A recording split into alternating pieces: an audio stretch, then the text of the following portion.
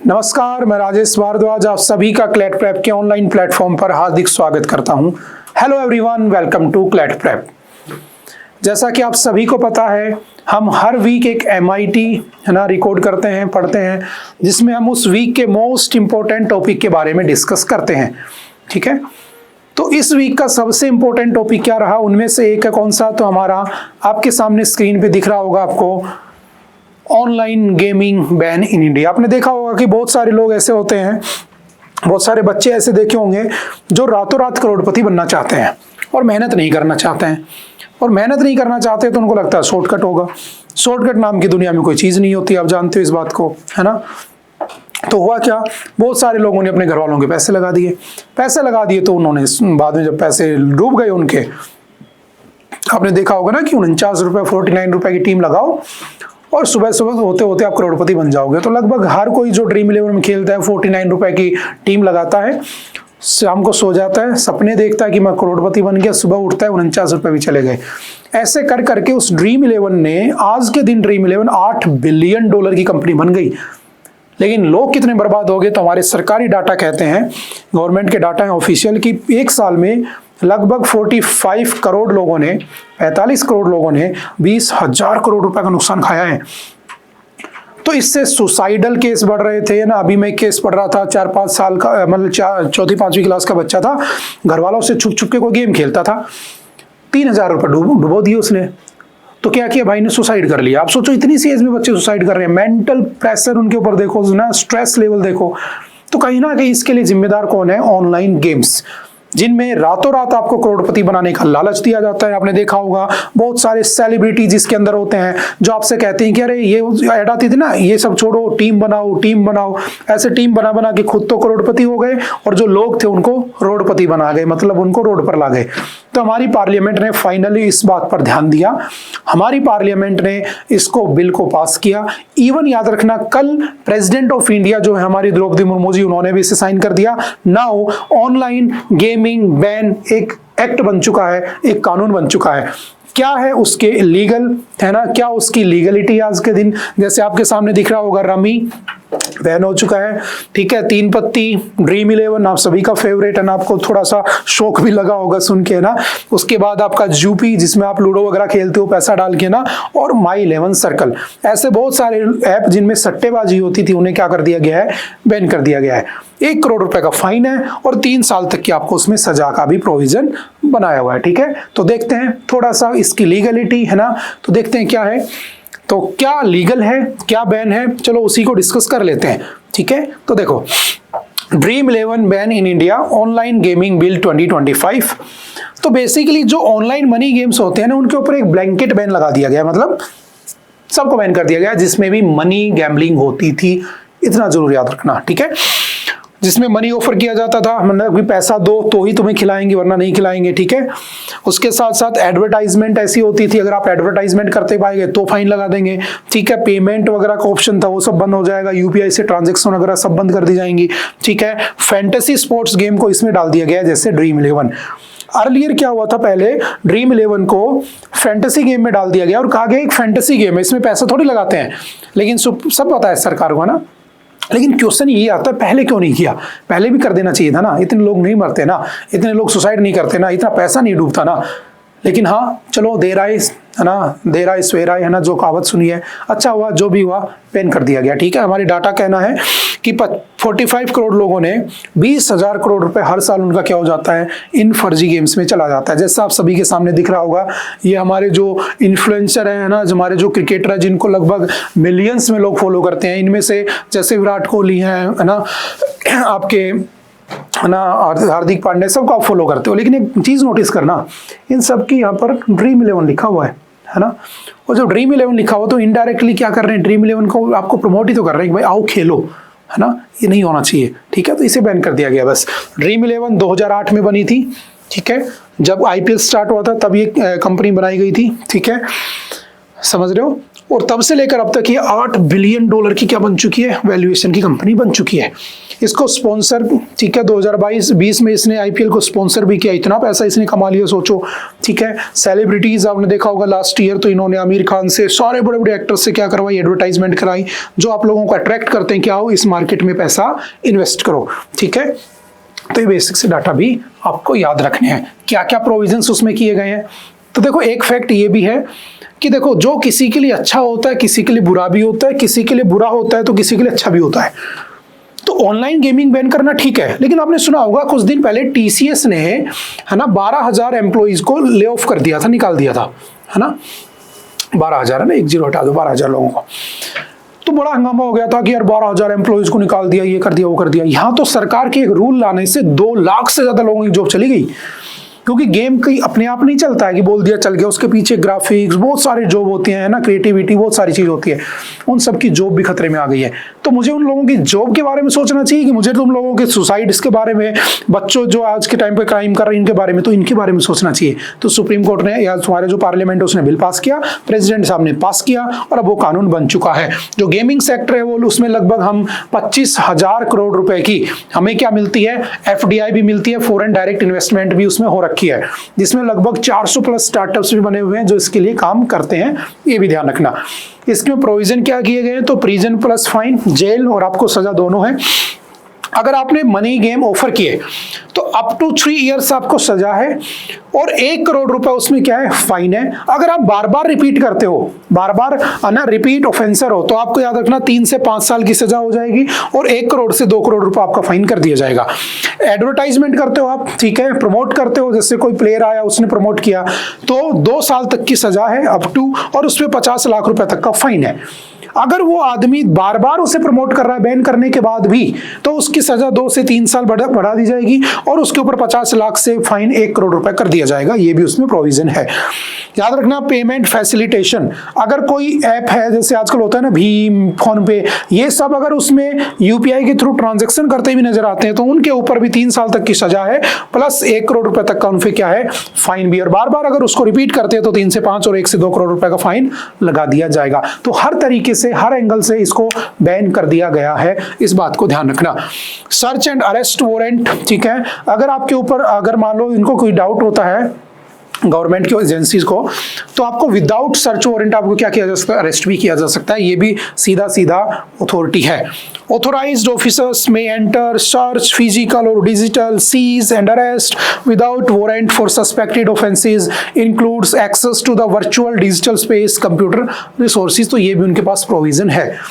ध्यान रखना, आपने सुना होगा महादेव बुक ऐप नाम से एक ऐप चलता था जिसने लगभग, है ना, हजारों करोड़ रुपए का घोटाला किया, स्कैम किया, ठीक है, और जिसके अंदर आप जो सट्टेबाजी ऑनलाइन कर सकते थे, है ना, आईपीएल में, हर किसी गेम में, उसको भी बैन कर दिया गया था ना। और अब तो ऑफिशियल एक्ट ही आ चुका है, ऑफिशियल कह सकता हूं कि कानून ही बन चुका है। अब याद रखना 4 तरह के गेम होते हैं, है ना, गेम्स की क्लासिफिकेशन 4 तरह की होती है। तो मैं फिर से समझा देता हूं कौन सा गेम बैन है कौन सा नहीं है, ध्यान से समझना।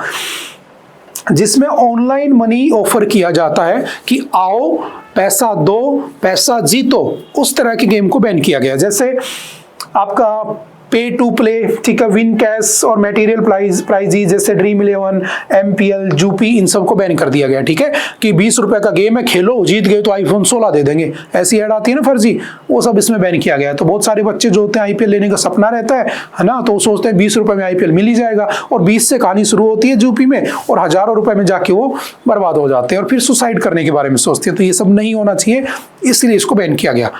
क्या इसमें सोशल गेम्स बैन है? तो सोशल गेम्स बैन नहीं है, ध्यान रखना। जैसे लूडो किंग आप खेलो, क्योंकि उसके अंदर क्या होता है, सोशल गेम है, 4 लोग मिलकर खेल रहे हैं, 3 लोग मिलकर खेल रहे हैं, तो आप उसमें तो पैसा लगा नहीं सकते हो, है ना, तो ऑनलाइन पैसा तो आप लगा ही नहीं सकते उसमें, ठीक है, तो वो अलाउ है।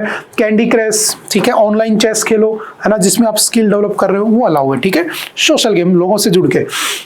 एजुकेशनल गेम्स जैसे design for learning and skill development के लिए बने होते हैं, जैसे डुओलिंगो, ठीक है, कोडिंग क्विज एप्स, जिसमें आपको क्वेश्चंस आएगा आपके सामने, आपको उसका आंसर देना है, आप प्ले कर रहे हो, 1 रुपया दे रहे हो, अगर आप जीत गए तो 50 रुपये आपको इनाम मिल रहे हैं, 20 लोग खेल रहे हैं, 50 लोग, 100 लोग खेल रहे हैं, तो आपकी स्किल बढ़ रही है, आप अपनी जनरल नॉलेज का यूज कर रहे हो, इंग्लिश क्विज है, जीके क्विज है, मैथ क्विज है, तो वो आप कर सकते हो जिसमें आप लर्निंग आउटकम आपका आ रहा है। लेकिन सट्टेबाजी जिसमें लक का काम हो रहा है कि यार लग गया तो करोड़पति, नहीं लगा तो रोडपति है ना, तो वो वाला बैन है, बस समझ गए।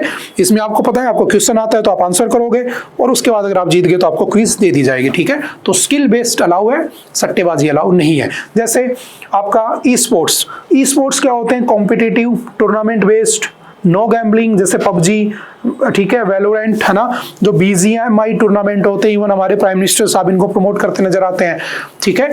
तो ई स्पोर्ट्स अलाउड है। ई स्पोर्ट्स इकोनॉमी को हम बूस्ट भी कर रहे हैं। हम चाहते हैं भारत का हर बच्चा एटलीस्ट ई स्पोर्ट्स के बारे में सीखे, है ना, गेम डेवलपमेंट करे, हमारा इंडिया गेमिंग जोन में क्या बन जाए, हेड बन जाए, ठीक है, हम नंबर 1 पे पहुंचे, ऐसा हमारी सरकार भी चाहती है। एक ग्रोइंग इकोनॉमी है, बट इसमें सट्टेबाजी नहीं है, स्किल बेस है।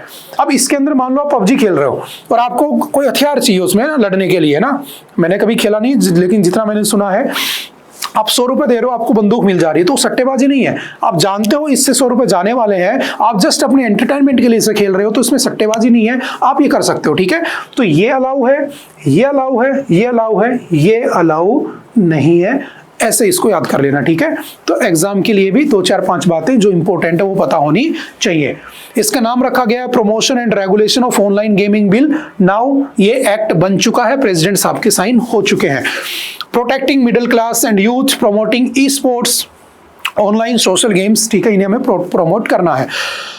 The promotion and the regulation of the online game bill passed by the parliament 21 अगस्त को पास हुआ था, कल 22 अगस्त को प्रेसिडेंट साहब के साइन भी हो गए हैं, ठीक है। तो जस्ट वही बातें हैं, बस याद रखना। Say no to online money gaming apps, promotion and the regulation of the online gaming bill, ठीक है, 2025, prohibit online betting, gambling, lotteries. अब देखो लॉटरी जो होती है ना वो स्टेट टू स्टेट वेरी करती है, याद रखना। जो गैम्बलिंग है, ऑफलाइन जो गैम्बलिंग है वो किस में आती है, तो याद रखना गैम्बलिंग आती है आपके कॉन्स्टिट्यूशन के शेड्यूल नंबर 7 में। और शेड्यूल नंबर 7 में क्या लिखा हुआ है? डिवीजन ऑफ सब्जेक्ट, है ना, division of subject among states UTs, है ना। तो इसमें ये याद रखना स्टेट लिस्ट का पार्ट होता है, तो स्टेट की मर्जी है इसको कंट्रोल करना। जैसे यूनियन लिस्ट में डिफेंस आता है, फॉरेन अफेयर्स आते हैं ना, और कॉन्करेंट में दोनों आते हैं, जैसे फॉरेस्ट, एजुकेशन, ये सब। तो gambling is a part of schedule 7 under state list, ठीक है, उसको स्टेट लिस्ट में लिस्टेड कर रखा है। तो आपने देखा होगा बहुत सारे स्टेट में अलाउ है। आपने देखा होगा न्यूज आती है कि केरला लॉटरी में एक आदमी 2 करोड़ रुपए जीत गया, आसाम लॉटरी में एक आदमी ने 20 करोड़ रुपए जीत लिए, लेकिन हरियाणा, राजस्थान इन सब में नहीं है। तो स्टेट टू स्टेट वेरी करता है, वो अगर उसको अलाउ कर रहा है तो कर रहा है। लेकिन ऑनलाइन जो गेम थे जिससे ज्यादा बर्बादी हो रही थी उसे कंप्लीट क्या कर दिया गया है, बैन कर दिया गया है। ये फैक्ट भी याद रखना, ठीक है। उसके बाद चलते हैं fantasy sports offering cash rewards, है ना। आपने देखा होगा 3 पत्ती, पोकर, है ना, आजकल तो ऐड भी आती है, जो पोकर नहीं खेलता वो, है ना, इंसान ही नहीं है, अच्छा इंसान ही नहीं है, ऐसे ऐसे ऐड लाते हैं कि बच्चा अपने आप अट्रैक्ट हो जाता है, चलो मैं भी खेल लेता हूँ, जीत ही जाऊंगा। इवन आपको ऑफर करते हैं कि ज्वाइनिंग बोनस मिलेगा 1500 रुपए का, है ना, फिर आप 1500 से खेलते रहते हो तो 4-5 जीतोगे, एक बार हार जाओगे, फिर सोचोगे फिर पैसा लगा लो, बस वहीं से कहानी शुरू हो जाती है, ठीक है। और ये डिजाइन ही ऐसे किए जाते हैं कि आप डेफिनेटली हारोगे ही। जैसे बीच में एक आया था कलर ट्रेडिंग, है ना। मेरे कुछ मित्र हैं, नोन है ना, जो कलर ट्रेडिंग खेलते थे पहले, ठीक है। उस कलर ट्रेडिंग में क्या होता है, 2 तरह के कलर होते थे ना, ग्रीन और रेड। आपको बस ये प्रेडिक्ट करना है कि इस बार क्या आएगा, ग्रीन आएगा कि रेड आएगा, बस 2 ही कलर चलते रहते थे। इतने बर्बाद हुए, लाखों रुपए उन्होंने बर्बाद कर दिए, और अब लास्ट में जाकर कर्जा लेकर बैठे हैं। तो ये सब भी बैन होना चाहिए, समझ गए। और ये इलीगल तरीके से चल रहे थे, लेकिन अब क्या हो गया, अगर पकड़े गए तो 3 साल तक की सजा है और 1 करोड़ रुपए का फाइन है। तो लोग डरेंगे करने से, समझ गए। प्रमोट करने पर भी, है ना, पेमेंट करवा रहा है कोई, यूपीआई ट्रांजैक्शन को यह पैसा बना दिया जो ट्रांजैक्शन करवा रहा है ना, फर्जी तरीके से, है ना, तो वो भी इसमें बैन माना जाएगा, ठीक है, उस पर सजा पड़ जाएगी, ध्यान रखना। The seriousness of the issue is recognized globally. Even जो आपका WHO है, जिसका पूरी दुनिया में वर्ल्ड हेल्थ ऑर्गेनाइजेशन हेल्थ को मेंटेन करने का काम है, वो आपकी याद रखना फिजिकल हेल्थ के साथ साथ वो आपकी मेंटल हेल्थ पे भी ध्यान देता है। क्योंकि किसी जगह पर भी अगर हेल्थ के साथ कंसर्न है तो WHO डेफिनेटली आएगा। तो WHO भी कहता है classifies gaming disorder as a health condition in its international classification of the disease, describing it as a pattern of the play marked by the loss of control, neglect of other daily activities and persistent despite harmful consequences। देखो बहुत सारे बच्चे ऐसे होते हैं दिन भर game खेलने के लिए, आपने गेम खेलने से मना किया, वो कुछ ना कुछ क्राइम कर देंगे, कुछ ना कुछ का नस काट लेंगे, पेरेंट्स को पीटेंगे, ऐसे बहुत केस होते हैं। तो एडिक्शन हो जाता है, ये सबसे बुरी बात है, ठीक है। तो ये भी नहीं होना चाहिए। Online money gaming platforms have caused wide spread harm, families have lost their savings, young people have fallen into the addiction, in some heart breaking cases financial distress linked to these games has even led to suicides, जैसा मैंने अभी बताया था। The government has recognized these dangers and responded with strong legislation. At the same time, the bill takes a balanced approach. Balanced approach मतलब वो e-sports को promote करने की बात कर रहा है, ठीक है। तो वही सब इसमें लिखा हुआ है और कुछ भी नहीं है। तो जिसमें आपको फॉल्स प्रॉमिस किया जाता है वो सब बैन कर दिए जाएंगे, ठीक है। Promotion and regulation of online gaming bill 2025, protecting people, securing India, prevents addiction, stops financial fraud, ये हमारे ministry of electronics and IT का कहना है। Protects families, strengthen national security, ठीक है। नेशनल सिक्योरिटी का भी मामला होता है ना, तुम्हारी इंफॉर्मेशन लीक हो सकती है, ठीक है, सॉवरेनिटी के ऊपर बात आ सकती है, सिक्योरिटी पे बात आ सकती है। तो वही सब बातें लिखी हुई है इसके अंदर, ठीक है। मनी लॉन्ड्रिंग वगैरह के केस भी लग जाते हैं। एडिक्शन एंड फाइनेंशियल रूइन है ना, आप बर्बाद हो जाओगे, एडिक्ट हो जाओगे। Mental health and suicide, fraud and money laundering है ना, पैसा का फ्रॉड होता ही होता है। लीगल लूप होल्स, ठीक है। Gambling and betting are already restricted under the Indian laws as the Bharatiya Nyaya Sanhita 2023 and by various state legislation, but the online domain remained largely unregulated. लेकिन ऑनलाइन को आज तक रेगुलेट नहीं किया गया, ठीक है। आप ऑफलाइन कहीं सट्टा लगा रहे हो, पुलिस वालों की रेड पड़ गई, आपको उठा ले जाएंगे। आपके पास 10 मोबाइल मिल गए आईपीएल के टाइम पर, आप उसमें बुकी का काम कर रहे थे, उठा ले जाएगी पुलिस।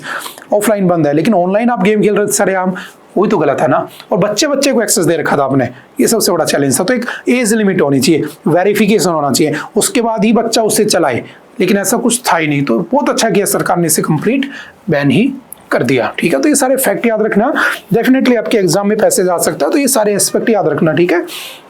इन्फेरेंस टाइप के एग्जाम में क्वेश्चन भी आते हैं आजकल, है ना, पैसेज ड्रीवन क्वेश्चन भी आते हैं। तो आपको ये बातें भी पता होनी चाहिए, क्या क्या कॉन्सिक्वेंसेज हैं, क्यों लाए गए थे, फ्यूचर में क्या इंपैक्ट पड़ेगा, पास्ट में क्या हो रहा था, प्रेजेंट में उसकी क्या नीड थी हमें, ठीक है। तो इस टाइप के क्वेश्चन भी आजकल आपके एग्जाम में, क्लैट के एग्जाम में मेनली फ्रेम होने लगे हैं। तो उस एस्पेक्ट से इसकी सारी चीजों को समझना भी नेसेसरी हो जाता है, ठीक है। Establishment of an online gaming authority, हमें एक ऑनलाइन गेमिंग अथॉरिटी बनानी होगी, ठीक है। और या फिर कोई एग्जिस्टिंग है तो उससे अच्छा बनाना होगा, ठीक है।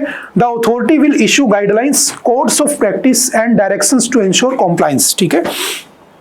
ऑफेंस एंड पेनल्टीज, आपने देखा होगा रेगुलेशन के बाद भी लीगल काम होते हैं, तो अथॉरिटीज भी होनी चाहिए, ठीक है। ऐसा नहीं कानून बना के छोड़ दिया, जैसे है ना बहुत सारे और भी क्राइम होते हैं। Strict punishments have been introduced, offering और facilitating online money games can lead to imprisonment of up to 3 years and fine of up to 1 crore rupees, जो हमने स्टार्टिंग में पढ़ाई था। Powers of investigation and enforcement किसे दी गई है, तो सेंट्रल गवर्नमेंट को दी गई है।